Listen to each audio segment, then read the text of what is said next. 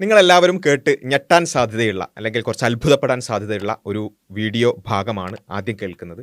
അതിനുശേഷം ഈ വിഷയത്തിൽ നടന്നൊരു ട്വിസ്റ്റൊക്കെ നിങ്ങൾക്ക് കാണാൻ സാധിക്കും. ആദ്യം ആ വീഡിയോ നിങ്ങളൊന്ന് കാണുക. ഈ വിഷയം എന്ന് പറയുന്നത് ഒരു നിസ്സഹായമായ ഒരു രാജ്യത്തിൻ്റെ മേളിൽ, ഒരു ജനതയുടെ മേളിൽ ഒരു അക്രമി സംഘം, ഒരു അക്രമി രാഷ്ട്രം നടത്തുന്ന വളരെ നിഷ്ഠൂരമായിട്ടുള്ള കടന്നുകയറ്റവും ബോംബിടലുമാണ് ഇപ്പോൾ നടക്കുന്നത്. ഇതിനൊരു ന്യായീകരണവുമില്ല. ഇതിനെ നിങ്ങൾക്ക് ഇതിനോട് എങ്ങനെയാണ് നയിക്കപ്പെടാൻ കഴിയുന്നതെന്ന് എനിക്കറിയില്ല. അങ്ങനെയാണെങ്കിൽ ലോകത്തൊരു നീതിയും നടക്കില്ല. എന്താണിത് കേൾക്കുന്നത് അല്ലേ? നമ്മളെല്ലാവരും ഞെട്ടിയിട്ടുണ്ടാവും. രവിചന്ദ്രനാണ് ഈ സംസാരിക്കുന്നത്. രവിചന്ദ്രനെ കുറിച്ച് നമുക്ക് എല്ലാവർക്കും അറിയാം. കേരളത്തിലെ ഏറ്റവും പ്രധാനപ്പെട്ട ഒരു ജനോസൈഡ് അപ്പോളജിസ്റ്റ്, ഒരു വംശഹത്യ ആസ്വാദകനും വംശഹത്യക്ക് വേണ്ടി വാദിക്കുന്ന വംശഹത്യാവാദിയുമായിട്ടുള്ളൊരു വ്യക്തിയാണ്. ഇസ്രായേൽ നടത്തുന്ന വംശഹത്യക്ക് വേണ്ടി സംസാരിച്ച ഒരാൾ ഇങ്ങനെ സംസാരിക്കും. ഞാൻ എൻ്റെ വൈഫിനെ ഈ ഭാഗം കേൾപ്പിച്ചു കൊടുത്തപ്പോൾ ഞെട്ടിപ്പോൾ ഇത് രവീന്ദ്രൻ തന്നെയാണോ എന്ന് ചോദിച്ചു. നമ്മളെല്ലാവരും അത്ഭുതപ്പെട്ട് നിൽക്കുകയായിരിക്കും. ഈ കേൾക്കുന്ന എല്ലാവരും ഒരേപോലെ, ഇത് നാസ്തികരാണെങ്കിലും അതേപോലെ തന്നെ മുസ്ലിങ്ങളാണെങ്കിലും ആരാണെന്നുണ്ടെങ്കിലും ഇതൊക്കെ കേട്ട് ആകെ അന്താളിച്ച് നിൽക്കുന്നുണ്ടാവും. രവിചന്ദ്രൻ ഇങ്ങനെ ഇങ്ങനെ പറയാൻ ഒരു ചാൻസും ഇല്ലല്ലോ എന്നൊക്കെ നമ്മൾ വിചാരിക്കുന്നുണ്ടാകും.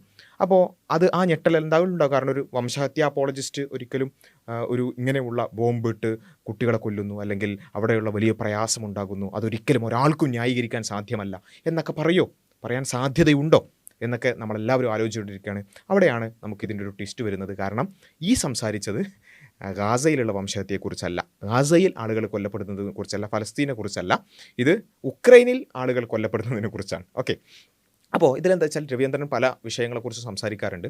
ഉക്രൈൻ റഷ്യ ആ പ്രശ്നം വന്നപ്പം രവിചന്ദ്രൻ കുറേ ന്യായങ്ങൾ ഇങ്ങനെ പറയുന്നുണ്ട്. അതാണ് നമ്മൾ നോക്കുന്നത്. അതായത് രവിചന്ദ്രൻ അവിടെ ആരുടെ കൂടെയാണ്? അവിടെ റഷ്യക്കെതിരാണ് രവിചന്ദ്രൻ, ഉക്രൈൻ്റെ കൂടെയാണ്. അപ്പോൾ ഉക്രൈൻ്റെ കൂടെ നിൽക്കുന്ന രവിചന്ദ്രൻ എങ്ങനെയാണ് അവിടെ നടക്കുന്ന വിഷയങ്ങൾ ഓരോന്നിനും, അവിടെ റഷ്യക്ക് ഒരുപാട് ന്യായങ്ങളുണ്ടാവും, അവിടെ ഉക്രൈനെ ആക്രമിക്കാൻ വേണ്ടി ഒരുപാട് ന്യായങ്ങളുണ്ടാവും. ആ ന്യായങ്ങളൊക്കെ എങ്ങനെയാണ് രവിചന്ദ്രൻ്റെ ലോജിക്ക് വെച്ചിട്ട് അതിനെ എതിർക്കുന്നത്, എങ്ങനെയാണ് ഒരു മനുഷ്യപക്ഷത്ത് നിന്നുകൊണ്ട് രവിചന്ദ്രൻ സംസാരിക്കുന്നത് എന്നുള്ളതൊക്കെ നമുക്ക് പരിശോധിച്ച് നോക്കാം. ഉക്രൈൻ വിഷയം മാത്രമല്ല, അർമേനിയ അസർബൈജാൻ വിഷയവും നമ്മൾ എടുക്കുന്നുണ്ട്. അപ്പോൾ ആദ്യം ഉക്രൈൻ്റെ വിഷയം എടുക്കാം, പിന്നെ അസർബൈജാൻ എടുക്കാം, പിന്നെ നമുക്ക് ഗാസയിലേക്ക് വരാം. എങ്ങനെയാണ് ഒരേ വിഷയം നമ്മൾ സംസാരിച്ചു കൊണ്ടിരിക്കുന്നത്, ഒരേ വിഷയമായിരിക്കും, പക്ഷേ ഉക്രൈനിൽ നിന്നും ഫലസ്തീനിലേക്ക് എത്തുമ്പോൾ അത് നേരെ ട്വിസ്റ്റാവും. ഓക്കെ, അതാണ് നമ്മളിനി കാണാൻ പോകുന്നത്. അപ്പോൾ നമ്മൾ ഇവിടെ ചെയ്യേണ്ട ഒരു കാര്യം എന്ന് വെച്ചാൽ, രവിചന്ദ്രൻ പറയുന്ന കാര്യങ്ങൾ നമ്മൾ കേൾക്കുക, അതിൽ ന്യായം നമ്മൾ എടുക്കുക, ലോജിക്ക് നമ്മൾ എടുക്കുക. എന്നിട്ട് അത് റഷ്യ എന്ന് പറയുന്നിടത്ത് നമ്മൾ ഇസ്രായേൽ എന്നും, ഉക്രൈൻ എന്ന് പറയുന്നിടത്ത് ഫലസ്തീൻ എന്നും മാത്രം മാറ്റിയാൽ മതി. അതേപോലെ തന്നെ പുട്ടിൻ എന്ന് പറയുന്നിടത്ത് നമ്മൾ നെതന്യാഹു എന്നും കൂടി മാറ്റി വെച്ചാൽ നമുക്ക് എന്ത് ചെയ്യും, ഈ വിഷയത്തിൽ ഒരു നല്ലൊരു കാഴ്ചപ്പാട് കിട്ടും. ഓക്കെ, അപ്പോൾ അങ്ങനെയാണ് നമ്മൾ ഇനി അങ്ങോട്ടുള്ള വീഡിയോകളിലൊക്കെ, അല്ലെങ്കിൽ നമ്മൾ കേൾക്കാൻ പോകുന്ന ബാക്കി ഭാഗങ്ങളൊക്കെ അങ്ങനെ വേണം കേൾക്കാൻ. ഓക്കെ, അതുകൊണ്ട് നമുക്ക് ഓരോന്നായിട്ട് നോക്കാം. എന്തുകൊണ്ടാണ് ഇപ്പോൾ നമുക്ക് എല്ലാവർക്കും ഉള്ളൊരു സംശയമാണ്, ഇത്രയും വലിയൊരു വംശഹത്യ നടക്കുന്നു, 70,000-ഓളം ആളുകൾ കൊല്ലപ്പെട്ടു, അവിടെ വലിയ രൂപത്തിൽ പ്രയാസങ്ങളുണ്ടായി, ഒരിക്കലും ലോക ചരിത്രത്തിൽ തുല്യതയില്ലാത്ത രൂപത്തിലുള്ളൊരു മനുഷ്യഹത്യ അവിടെ നടന്നുകൊണ്ടിരിക്കുന്നു, വംശഹത്യ നടന്നുകൊണ്ടിരിക്കുന്നു. എന്നിട്ടും എന്തുകൊണ്ടായിരിക്കും ആളുകൾ അതിനെ അനുകൂലിച്ചു കൊണ്ടുവരുന്നത് എന്നുള്ളതൊക്കെ എല്ലാവരുടെയും സംശയമല്ലേ? പല ആളുകൾക്കും സംശയം ഉണ്ടാവും. ആ സംശയത്തിനുള്ള മറുപടിയാണ് നമ്മളിനി അടുത്തതായിട്ട് കേൾക്കാൻ പോകുന്നത്. എന്താണ് അതിനുള്ള കാരണം? അക്രമിയോടുള്ള അനുരാഗം എന്നുള്ളതാണ്. അക്രമി എന്ന് പറയുമ്പോൾ ബേസിക്കലി വയലൻസ് അല്ലെങ്കിൽ ബലപ്രയോഗം നടത്തി നേട്ടം കൊയ്യുന്ന ഒരാൾ എന്നുള്ള അർത്ഥത്തിലാണ് ഞാൻ ഉപയോഗിക്കുന്നത്. ഇത്തരക്കാരോട് ഒരു വല്ലാത്ത ആദരവും ആരാധനാ മനോഭാവവും തോന്നുക എന്ന് പറയുന്നത് പലപ്പോഴും മനുഷ്യ സഹജമായിട്ട് നമ്മൾ കാണുന്ന ഒരു കാര്യം. അതാണ് സംഭവം. അക്രമിയോട് അനുരാഗം തോന്നുക എന്നുള്ളത് പലപ്പോഴും മനുഷ്യനുള്ളൊരു കാര്യമാണ്. അത് കൂടുതൽ ഇങ്ങനെ ബോംബിട്ട് കുട്ടികളെയും സ്ത്രീകളൊക്കെ ഇങ്ങനെ കൊന്നുകൊണ്ടിരിക്കുമ്പോൾ നമുക്ക് ചില ആളുകൾക്ക് ഭയങ്കര സംശയിക്കും, ഇങ്ങനെ ചെയ്യുന്ന ക്രൂരതയൊക്കെ ന്യായീകരിക്കാൻ പറ്റുക. അവിടെയാണ് രവീന്ദ്രൻ പറയുന്നത്, മനുഷ്യന്മാർക്ക് അക്രമിയോട് അനുരാഗം ഉണ്ടാവുക എന്ന് പറയുന്നൊരു സംഭവം ചില ആളുകൾക്കൊക്കെ ഉണ്ടാവും. അതാണ് ഇങ്ങനെ ഈ ഇസ്രായേലിനെയൊക്കെ സപ്പോർട്ട് ചെയ്യാൻ കാരണം എന്നുള്ളത് നമുക്ക് മനസ്സിലായല്ലോ. ആ ലോജിക്ക് റഷ്യയുമായി ബന്ധപ്പെട്ടുകൊണ്ടാണ് പറയുന്നത്. അതേ ലോജിക്ക് അവിടേക്ക് അപ്ലൈ ചെയ്താൽ മതി. ഇപ്പോൾ ഇന്നിപ്പോൾ ലോകത്ത് നടന്നുകൊണ്ടിരിക്കുന്ന ഏറ്റവും വലിയൊരു മനുഷ്യ ട്രാജഡി എന്ന് പറയുന്നത് യുക്രൈൻ യുദ്ധമാണ്. നമ്മൾ അതെങ്ങനെ കാണുന്നു? ഒരുപക്ഷെ ദൂരം നൽകുന്ന ആനുകൂല്യം നമുക്കതൊരു വാർത്തയാണ് പലപ്പോഴും. അതെ, ഫലസ്തീനിൽ കുട്ടികൾ മരണപ്പെടുന്നു. അവിടെ എന്താ പറയുക, റബിൾസിൻ്റെ ഇടയിൽ കുടുങ്ങി കിടന്നിട്ട് ദിവസങ്ങളോളം അവിടെ ഇങ്ങനെ റബിൾസിൻ്റെ ഇടയിലാണ്, മരിച്ചിട്ടില്ല, പക്ഷെ ഇങ്ങനെ കിടക്കാൻ. അങ്ങനെയുള്ളൊരു അവസ്ഥ. അതേപോലെ തന്നെ ഫലസ്തീൻ തടവുകാർ മീൻസ് ബന്ദികളാക്കി, ഇസ്രായേൽ ബന്ദികളാക്കി കൊണ്ടുപോയ ആളുകൾ, അവരുടെ അവയവങ്ങൾ മുറിച്ചിട്ട് എന്ത് ചെയ്യണം, ഇസ്രായേൽ കൊണ്ടുപോവാണ്. എന്നിട്ട് അവയവ കച്ചവടവും അതുപോലെ തന്നെ അങ്ങനെയുള്ള കാര്യങ്ങൾ നടക്കുന്നു. ഇങ്ങനെയുള്ള ഒരുപാട് കാര്യങ്ങൾ നടക്കുമ്പോൾ നമുക്കത് വെറും വാർത്തയാണ്. ആ വാർത്ത കേൾക്കുമ്പോഴും ചില ആൾക്കാർ അതിനെ അനുകൂലിക്ക് നമുക്ക് കാണാൻ പറ്റും. അതിൻ്റെ കാരണം എന്താ? അത് ഈ പറഞ്ഞതാണ്, അക്രമിയോട് അനുരാഗം ഉണ്ടാകുന്ന ഒരവസ്ഥ ചില ആളുകൾക്കൊക്കെ ഉണ്ടാകുന്നതാണ്. ഭയങ്കര സംഭവം എന്നാണ് അല്ലേ. എന്തായാലും അത് ഒരു ട്രാജഡിയാണ് എന്നുള്ളതാണ് നമ്മൾ മനസ്സിലാക്കേണ്ടത്. മനുഷ്യപക്ഷത്താണ് നമ്മൾ നിൽക്കേണ്ടത്. ടി വി തുറന്ന് നോക്കുമ്പോൾ കാണാൻ കഴിയുന്നൊരു വാർത്ത, അല്ലെങ്കിൽ നെറ്റിൽ ബ്രൗസ് ചെയ്ത് മുന്നോട്ട് പോകാൻ കഴിയുന്നൊരു വാർത്ത. പക്ഷേ അതിനൊക്കെ ഉപരിയായി ഏതാണ്ട് ഒരു രാജ്യത്ത്, ഏതാണ്ട് 4 കോടിയിലധികം ജനസംഖ്യയുള്ള രാജ്യത്ത് ഒരു മാസം കൂടി, ഒരു 10-20 ദിവസം കൂടി നീണ്ടു നിൽക്കുകയാണെന്നുണ്ടെങ്കിൽ അതിൻ്റെ 4/1 ആ രാജ്യത്തിന് പുറത്താകുന്ന അവസ്ഥ. അതായത് 1 കോടി ജനങ്ങൾ അഭയാർത്ഥികളായിട്ട് അയൽ രാജ്യങ്ങളിലേക്കും പ്രദേശങ്ങളിലേക്കും പലായനം ചെയ്യുന്ന ഒരു അവസ്ഥയാണ് അവിടെയുള്ളത്. ഇസ്രായേൽ ഫലസ്തീൻ വിഷയത്തിൽ എടുത്ത് നോക്കുകയാണെന്നുണ്ടെങ്കിൽ 1930 അല്ലെങ്കിൽ 40 തൊട്ട് നോക്കുകയാണെന്നുണ്ടെങ്കിൽ ലക്ഷക്കണക്കിന് ആളുകളാണ് അഭയാർത്ഥികളായതും അവിടെ ആ ഫലസ്തീനുകൾ ജീവിച്ചിരുന്ന ആ ലാൻഡിൻ്റെ, ഇപ്പോൾ ഇവിടെ പിന്നെ 4/1 എന്നൊക്കെ പറഞ്ഞു, അതിനേക്കാൾ കൂടുതൽ. ഇപ്പോൾ അവർക്ക് വെറും ഗാസയിലുള്ള ചെറിയൊരു സ്ട്രിപ്പും വെസ്റ്റ് ബാങ്കിലുള്ള കുറച്ച് ഭാഗങ്ങളും മാത്രമാണ്, അതും ഇപ്പോഴും കയ്യേറിക്കൊണ്ടിരിക്കുകയാണ്. അങ്ങനെ അവിടുന്ന് ഇങ്ങനെ ആട്ടി ഓടിച്ചു, നക്കബ എന്നുള്ളത് നമുക്ക് കേട്ടിട്ടുണ്ടാവും. അവിടുന്ന് നാടും വീടും വിട്ട് ഓടിപ്പോവാൻ. എന്നിട്ട് ഇപ്പോൾ ജോർദാനിലും അതുപോലെ തന്നെ ഈജിപ്തിലും പിന്നെ ലെബനോനിലൊക്കെ ആയിട്ട് അവരിങ്ങനെ അഭയാർത്ഥികളായിട്ട് വർഷങ്ങളോളം അഭയാർത്ഥികളായിട്ട് കഴിയാണ്. വലിയൊരു പ്രശ്നമാണ്, യാതൊരു സംശയമില്ല.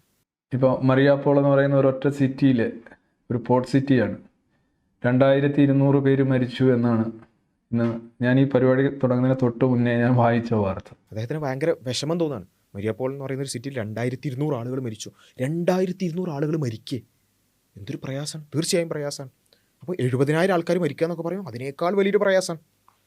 മരിയാപ്പോൾ എന്ന് പറഞ്ഞാൽ ചെറിയൊരു സിറ്റി. ഗാസ എന്ന് പറഞ്ഞാൽ ഒരു താലൂക്കിൻ്റെ അല്ലെങ്കിൽ 1.5 താലൂക്കിൻ്റെ ഒരു വിസ്തൃതിയുള്ളൊരു ചെറിയൊരു പ്രദേശം. അവിടെയാണ് 70,000 ആളുകൾ, 2 ലക്ഷത്തോളം ആളുകൾ ഇപ്പോഴും പരിക്ക് പറ്റി കിടക്കുകയാണ്. 70,000-ഓളം ആളുകൾ മരണപ്പെട്ട ഒരു സംഭവം. അപ്പോൾ 2,000 ആൾക്കാർ മരിച്ചത് വലിയൊരു പ്രയാസമാണെന്നുണ്ടെങ്കിൽ 70,000 ആളുകൾ മരിച്ചത് എന്തായിരിക്കും? തീർച്ചയായും വലിയ പ്രയാസമായിരിക്കും. തീർച്ചയായും അവിടെ മെറ്റേണിറ്റി ഹോസ്പിറ്റൽ ബോംബിട്ട് തകർക്കുന്നു. അത് വലിയൊരു പ്രശ്നമാണ്. മറ്റേണിറ്റി ഹോസ്പിറ്റൽ ബോംബിട്ട് തകർക്കുക എന്ന് പറയുന്നത് ഒരിക്കലും ന്യായീകരിക്കാൻ പറ്റാത്തൊരു കാര്യമാണ്. അതാണ് ഇസ്രായേൽ ചെയ്തത്. മറ്റേണിറ്റി ഹോസ്പിറ്റൽ ബോംബിട്ട് തകർത്തു, ക്യാൻസർ ഹോസ്പിറ്റൽ ബോംബിട്ട് തകർത്തു. ഇങ്ങനെയുള്ള ഒരുപാട് എല്ലാ തരത്തിലും, അതുപോലെ തന്നെ ഭിന്നശേഷിക്കാർ ജീവിച്ചിരുന്ന അതുമായി ചേർന്ന് നിൽക്കുന്ന കെട്ടിടങ്ങൾ ബോംബിട്ട് തകർത്തു. വലിയ പ്രശ്നമാണ്. പക്ഷേ അത് ചെയ്യുന്ന ആളുകൾക്ക് ന്യായം ഉണ്ടാവും. ന്യായം അവർക്കെല്ലാവർക്കും ഉണ്ടാവും. ഈ പറയുന്ന ഭീകര പ്രവർത്തനങ്ങൾ ചെയ്യുന്ന എല്ലാ രാജ്യങ്ങൾക്കും അവരുടേതായ ന്യായം ഉണ്ടാവും. ആ ന്യായം എന്താണെന്നും അതിനുള്ള മറുപടി എന്താണെന്നുള്ളതും ബഹുമാന്യനായ രവിചന്ദ്രൻ സാർ പറഞ്ഞിരുന്നുണ്ട്. മെറ്റേണിറ്റി ഹോസ്പിറ്റൽ ബോംബിട്ട് തകർത്തതിന് ശേഷം റഷ്യൻ പ്രതിനിധി അതിന് മറുപടി വിശദീകരണം കൊടുക്കുന്നത് ആ ഹോസ്പിറ്റലിൽ നിറയെ ഭീകരവാദികൾ കയറിയിരിക്കുകയായിരുന്നു. Exactly, correct. ഇപ്പോഴാണ് ഇത് കറക്റ്റായത്. എന്താണ് ഇസ്രായേൽ പിന്നെ ഗാസയിലുള്ള ഹോസ്പിറ്റൽ ബോംബിട്ട് തകർക്കുമ്പോൾ എന്താണ് ന്യായം പറയുന്നത്? അവിടെ ഭീകരവാദികളുണ്ട്, ഹോസ്പിറ്റലിൽ ഭീകരവാദികളുണ്ട്, മറ്റേണിറ്റി ഹോസ്പിറ്റലിൽ ഭീകരവാദികളുണ്ട്, അതുപോലെ തന്നെ ക്യാൻസർ ഹോസ്പിറ്റലിൽ ഭീകരവാദികളുണ്ട്. അതേ ന്യായമാണ് റഷ്യക്കാർ പറഞ്ഞതെന്നാണ് പറഞ്ഞത്. എന്തായാലും ആ ന്യായം തെറ്റാണെന്നുള്ള കാര്യത്തിൽ യാതൊരു സംശയമില്ല. കറക്റ്റ് ന്യായം കേട്ടോ, കറക്റ്റ്, അതേ ന്യായം. ഇതിനിടയിൽ വാർത്തകൾ വരുന്നുണ്ട്, റഷ്യൻ ഏകാധിപതിയായിട്ടുള്ള വ്ളാഡിമിർ പുടിൻ്റെ മാനസിക നില വല്ലാത്തൊരു അവസ്ഥയിലൂടെ കടന്നു പോവുകയാണ്. അതും നല്ല റിലേറ്റബിൾ ആണ് സംഭവം എന്ന് പറയുന്നത്. കാരണം നെതന്യാഹുവിനും ചില രോഗങ്ങൾ വന്നു, അതുപോലെ തന്നെ അതിൻ്റെ ട്രീറ്റ്മെൻ്റ് ആണെന്നൊക്കെ വാർത്തകൾ വന്നിരുന്നു. അപ്പോൾ ഏതായാലും എല്ലാം കറക്റ്റ് അലൈൻ ചെയ്യുന്നുണ്ട്. ഇനി നമ്മൾ കേട്ട ഒരു കാര്യമാണ്, ഈ നെതന്യാഹു ഇത്രയും കുട്ടികളെ കൊന്ന ഒരാൾ, അല്ലെങ്കിൽ അത്രയും ചെറിയ സമയം കൊണ്ട് ഇത്രയും കുട്ടികളെ കൊന്ന ഒരാൾ ഉണ്ടാവില്ല. അപ്പോൾ നെതന്യാഹു ഹിറ്റ്ലറിനെ പോലെയാണ് എന്നൊക്കെ പറഞ്ഞുകൊണ്ടുള്ള കമ്പാരിസൺ അത് നിങ്ങളൊക്കെ കേട്ടിട്ടുണ്ടാവും. അത് ചില ആൾക്കാരൊക്കെ അങ്ങനെ കമ്പയർ ചെയ്യരുത്, എല്ലാ നിലക്കും നെതന്യാഹു ഹിറ്റ്ലറിനെ പോലെ അല്ല എന്നൊക്കെ പറയുന്നുണ്ടാവും. പക്ഷേ അത് അങ്ങനെയും പറയാൻ പാടില്ല. ഒരു കമ്പയർ ചെയ്യുമ്പോൾ നമ്മൾ എന്താണ് ശ്രദ്ധിക്കേണ്ടത് എന്നുള്ളതും, അവിടെ പുടിൻ, ഇവിടെ നെതന്യാഹു, ജസ്റ്റ് കമ്പയർ ചെയ്യുന്ന വിഷയങ്ങൾ എന്താണെന്നുള്ളത് സാറ് നമുക്ക് പറഞ്ഞുതരും. സാറ് പറയുന്നത് നമ്മൾ കേൾക്കുക, മനസ്സിലാക്കുക. അത് ആ രീതിയിലെ കാര്യങ്ങൾ, അത് ആയിരക്കണക്കിന് മിസൈലുകൾ സെറ്റ് ചെയ്ത് വെച്ചിരിക്കുന്ന ഒരു രാജ്യത്താണ് ഈ റഷ്യ പറയുകയാണ്, ഞങ്ങളുടെ അടുത്ത് യുക്രൈൻ ഞങ്ങൾ നാറ്റോയിൽ ചേർന്ന് കഴിഞ്ഞാൽ ഞങ്ങൾക്ക് ആകെ ഭീഷണിയാണ്. ഇത് സത്യത്തിൽ ആളുകളെ തെറ്റിദ്ധരിപ്പിക്കലാണ്, ലോകത്തെ തന്നെ തെറ്റിദ്ധരിപ്പിക്കലാണ്. റഷ്യക്ക് ആയിരക്കണക്കിന് മിസൈലുകളും ഒരുപാട് സന്നാഹങ്ങളും ഉണ്ട്. എന്നിട്ട് റഷ്യ പറയാണ് ചെറിയ യുക്രൈന് ഞങ്ങൾക്ക് ഭീഷണിയാണെന്ന്. അതേപോലെ തന്നെയാണ് ലോക പോലീസായിട്ടുള്ള അമേരിക്കയുടെ എല്ലാവിധ പിന്തുണയും അൺകണ്ടീഷണൽ സപ്പോർട്ട് വേണമെങ്കിൽ അൺകണ്ടീഷണൽ ആയിട്ടുള്ള സപ്പോർട്ടുള്ള ഇസ്രായേൽ എല്ലാ പിന്നെ ആണവ ആയുധമടക്കമുള്ള ഇസ്രായേൽ പറയാണ് ഒന്നുമില്ലാത്ത ഗാസയും അതുപോലെ തന്നെ ഫലസ്തീനും ഞങ്ങൾക്ക് ഭീഷണിയാണ് എന്ന് പറയുന്നൊരു പരിപാടിയില്ലേ, അതേ പരിപാടി തന്നെയാണ്, അതേ ന്യായം തന്നെയാണ്. എപ്പോഴും അക്രമിയുടെ ന്യായങ്ങൾ ഒരേപോലെ ആയിരിക്കും എന്നുള്ളത് നമ്മൾ കാണണം. ഓക്കെ, റഷ്യയുടെ സാമ്രാജ്യ അധിനിവേശ മോഹമാണ് അത്. റഷ്യയുടെ മൊത്തത്തിലൊന്നും പറയാൻ പറ്റില്ല. റഷ്യൻ ജനതയെ തന്നെ ഒരുപക്ഷെ ബന്ദികളാക്കി വെച്ചുകൊണ്ട് ഈ വ്ളാഡിമിർ പുടിൻ എന്ന് പറയുന്ന മനുഷ്യൻ്റെ ഒരു വലിയൊരു അധികാര ഭ്രമം തന്നെയാണ്, അല്ലെന്നുണ്ടെങ്കിൽ എന്താ ഒരു അധികാര വെറി തന്നെയാണ് ഇപ്പോൾ ഈ വലിയ മനുഷ്യക്കുരുതിക്കും നാശത്തിനും കാരണമാകും. ശരിയാണ്, എല്ലാ ഇസ്രായേലികളും തെറ്റുകാരാണെന്ന് നമ്മൾ പറയുന്നില്ല. ഈ നെതന്യാഹുവും അതുപോലെ തന്നെ അവിടെയുള്ള കുറച്ച് തീവ്ര ജൂത സംഘടനകളൊക്കെ തന്നെയാണ് ഇതിൻ്റെ പ്രശ്നം, കുറച്ച് ആൾക്കാരാണ്. ശരിയാണ്. അപ്പോൾ ഈ വ്ളാഡിമിർ പുടിനെ ഹിറ്റ്ലറുമായിട്ട് താരതമ്യപ്പെടുത്തുന്നത് ശരിയല്ല എന്ന് പറയുന്ന ആൾക്കാരുണ്ട്. രണ്ട് വ്യക്തികളെ തമ്മിൽ താരതമ്യപ്പെടുത്തുമ്പോൾ എല്ലാ തരത്തിലും അവർ ഒരേപോലെ ഇരിക്കില്ല കേട്ടോ. എല്ലാ തരത്തിലും ഒരേപോലെ ഒന്നും ഉണ്ടാവണമെന്നില്ല, പക്ഷെ ചില സാമ്യതകൾ ഉണ്ടാവും. അതെന്താണെന്ന് നമുക്ക് നോക്കാം. ഒരാളെ താരതമ്യപ്പെടുത്തുമ്പോൾ അതിൻ്റെ പ്രധാനപ്പെട്ട ഒരു ഘടകം മാത്രമേ അവിടെ വരുന്നുള്ളൂ. മന്നവേന്ദ്ര തിളങ്ങുന്നു ചന്ദ്രനെ പോലെ നിൻ മുഖം എന്ന് പറയുമ്പോൾ ആ തിളക്കം എന്നുള്ള കാര്യം മാത്രമാണ് അവിടെ കമ്പാരിസൺ വരുന്നത്. അല്ലാതെ എല്ലാ തരത്തിലും അവർ ഒരുപോലെയാണ് എന്നുള്ള ഒരു മിഥ്യാധാരണയുടെ ആവശ്യമില്ല. പുടിന് ഒരുപാട് ഹിറ്റ്ലറുടെ എലമെൻസ് ഉണ്ട്. പ്രത്യേകിച്ച് ഈ യുദ്ധത്തിൻ്റെ കാര്യത്തിൽ എന്താണോ ജർമ്മനി സുഡറ്റൻലാൻഡിൻ്റെ കാര്യത്തിലും പിന്നീട് ചെക്കോസ്ലോവാക്യയുടെ കാര്യത്തിലും ഉന്നയിച്ച അതേ തൊടുന്യായങ്ങളും പടുവാദങ്ങളും തന്നെയാണ് റഷ്യ ഇപ്പോൾ യുക്രൈൻ്റെ കാര്യത്തിലും ജോർജിയയുടെ കാര്യത്തിലും എല്ലാം ഉന്നയിക്കുന്നത്. ഇസ്രായേൽ ഇപ്പം ലെബനോൻ്റെ കാര്യത്തിലും ഫലസ്തീൻ്റെ വിഷയത്തിലും അതുപോലെ തന്നെ സിറിയൻ്റെ വിഷയത്തിലൊക്കെ അതേ തൊടുന്യായങ്ങളാണ്. ഇവരുടെ കയ്യിൽ എല്ലാ ആയുധങ്ങളും എല്ലാ സന്നാഹങ്ങളും ഉണ്ട്. പക്ഷേ ലെബനോൻ ഞങ്ങൾക്ക് ഭീഷണിയാണ്, സിറിയ ഞങ്ങൾക്ക് ഭീഷണിയാണ്, ഞങ്ങൾക്ക് ഭീഷണിയാൻ തോന്നിയാൽ ഞങ്ങൾ എന്ത് ചെയ്യും, പോയിട്ട് ആക്രമിക്കും. അതേ തൊടുന്യായങ്ങളാണ്. ഇതിനകത്തെല്ലാം ഇവരുന്നയിക്കുന്ന ലെബൻസ്ട്രോം എന്ന് പറയുന്ന ജർമ്മൻകാർക്ക് കൂടുതൽ ജീവിക്കാൻ സ്ഥലം വേണം എന്നുള്ള ഒരു കൃത്രിമമായിട്ടുള്ള ആവശ്യമാണ് യഥാർത്ഥത്തിൽ ഹിറ്റ്ലർ മുന്നോട്ട് വെച്ചതെങ്കിലും അതുപോലെ തന്നെയാണ്. അതെ, ശരിയാ. ജൂതന്മാർക്ക് കൂടുതൽ ജീവിക്കാൻ സ്ഥലം വേണം, ജൂതരാഷ്ട്രം വേണം, ജൂതന്മാരുടേത് മാത്രമായ സ്ഥലം വേണം, ഗ്രേറ്റർ ഇസ്രായേൽ വേണം എന്നൊക്കെ പറയുന്നില്ലേ, സെയിം അതേ സാധനം. ഒരു അച്ചിൽ വാർത്തതുപോലെയാണ് ഹിറ്റ്ലറിൻ്റെയും അതേപോലെ തന്നെ നെതന്യാഹുവിൻ്റെ ഒക്കെ വാദങ്ങൾ. വളരെ കൃത്യമായിട്ടാണ് വരുന്നത്. സാറ് വളരെ കൃത്യമായിട്ടാണ് പറയുന്നത് കേട്ടോ. മനുഷ്യപക്ഷത്ത് നിന്നുകൊണ്ട് മാനവീയതയ്ക്ക് വേണ്ടിയിട്ടാണ് സംസാരിക്കുന്നത്. നമ്മൾ എന്തായാലും പ്രോത്സാഹിപ്പിക്കേണ്ട കാര്യമാണ്. അതുപോലെ തന്നെയാണ് ഈ റഷ്യ എന്താണ് ആ പഴയ റഷ്യ എന്നൊക്കെയാണ് പുടിൻ പറയുന്നത്. പഴയ സോവിയറ്റ് യൂണിയൻ, പഴയ റഷ്യ എന്നാണ് പറയുന്നത്. അതുപോലെ പഴയ ഇസ്രായേൽ എന്നാണ് പറയുക. ബൈബിളിലുണ്ട് പണ്ട് പിന്നെ ഞങ്ങൾക്ക് വാഗ്ദത്ത ഭൂമിയാണ്, പഴയ ഒരു ഗ്രേറ്റർ ഇസ്രായേൽ ഉണ്ട്, അത് വേണമെന്നാണ് പറയുന്നത്. ഇതൊക്കെ തന്നെയാണ് സെയിം, ഒരേ ന്യായങ്ങൾ അതേ രൂപത്തിൽ പറയാം. അതേപോലെ തന്നെ നമ്മൾ സ്ഥിരം കേൾക്കുന്നൊരു കാര്യമാണ് ഇസ്രായേലിന് സെക്യൂരിറ്റി ത്രെറ്റ്, അല്ലേ? സെക്യൂരിറ്റി ത്രെറ്റ് ഉണ്ട്, അതുകൊണ്ടാണ് ഇസ്രായേലിന് ഈ ക്രൂരതകൾ മുഴുവൻ ചെയ്യുന്നത്. ഈ ക്രൂരതകൾക്ക് മുഴുവനുള്ള ന്യായീകരണം എന്താ? സെക്യൂരിറ്റി ത്രെറ്റ്, ഞങ്ങൾക്ക് ഭീഷണിയുണ്ട്, ഞങ്ങളുടെ സുരക്ഷാ ഭീഷണിയുണ്ട്, അതുകൊണ്ടാണ് ഈ വംശഹത്യ നമ്മൾ ചെയ്യുന്നത് എന്നുള്ളതാണ് ഈ പറഞ്ഞ വ്യക്തി അടക്കം നിരന്തരം പറഞ്ഞുകൊണ്ടിരിക്കുന്ന ന്യായം എന്ന് പറയുന്നത്, വംശഹത്യക്കുള്ള ന്യായം. ശരി, ആ സെക്യൂരിറ്റി ത്രെറ്റ് എന്നുള്ളതൊക്കെ ഒരു ന്യായമാണോ? നമുക്ക് നോക്കാം. റഷ്യക്ക് സെക്യൂരിറ്റി വേണം എന്നുള്ളതാണ്. റഷ്യക്ക് സെക്യൂരിറ്റി എന്ന് പറയുമ്പോൾ കഴിഞ്ഞ ഒരു 10-30 വർഷത്തെ ഒരു ചരിത്രം മാത്രം നോക്കിയാലും റഷ്യക്ക് ചുറ്റുമുള്ള ദിവസം യുദ്ധത്തിനുള്ളിൽ കണ്ടു. റഷ്യൻ എയർഫോഴ്സിനായാലും റഷ്യൻ ആർമിക്കായാലും കയറി മേയാവുന്ന അവസ്ഥയിൽ അത്ര ദുർബലമായിട്ടുള്ള ഒരു സൈനിക ശേഷി മാത്രമാണ് യുക്രൈനുള്ളത്. കയറി മേയാൻ പറ്റുന്ന രൂപത്തിലാണ് IDF എന്ന് പറഞ്ഞാൽ. അതുപോലെ തന്നെ ഇസ്രായേലിൻ്റെ എയർഫോഴ്സ് ആണെന്നുണ്ടെങ്കിലും അതുപോലെ തന്നെ പിന്നെ കരസേനയാണെന്നുണ്ടെങ്കിലും എല്ലാം കയറി മേയാൻ രൂപത്തിൽ. കാരണം അമേരിക്ക അത്രത്തോളം എന്ത് ചെയ്യുന്നുണ്ട്, അവരുടെ ഒരു അടുത്ത സ്റ്റേറ്റ് എന്ന രൂപത്തിൽ തന്നെ, അല്ലെങ്കിൽ അമേരിക്കയുടെ ഉള്ളിലുള്ള ഒരു സ്റ്റേറ്റ് എന്നുള്ള രൂപത്തിൽ തന്നെ ഇസ്രായേലിനെ സപ്പോർട്ട് ചെയ്യുന്നുണ്ട്. അൺകണ്ടീഷണൽ സപ്പോർട്ടാണ്. ഇസ്രായേലിന് എല്ലാ നിലക്കുമുള്ള സപ്പോർട്ടും ഉണ്ട്.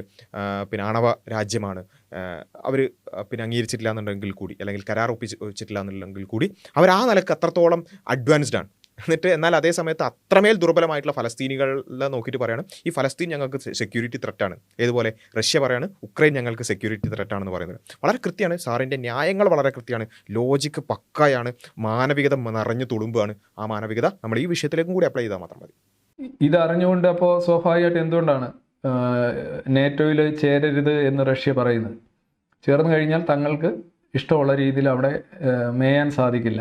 എന്തുകൊണ്ടാണ് ഫലസ്തീന് ഒരു കൃത്യമായ ഒരു പിന്നെ സ്റ്റേറ്റ്ഹുഡ് ഉണ്ടാവാൻ പാടില്ല, അവിടെ ഒരു ഗവൺമെൻറ് ഉണ്ടാവാൻ പാടില്ല, അല്ലെങ്കിൽ അറബ് രാജ്യങ്ങളുമായി ചേർന്നുകൊണ്ട് അവർ ജീവിക്കാൻ പാടില്ല എന്ന് പറയുന്നത് കൊണ്ടാണ്?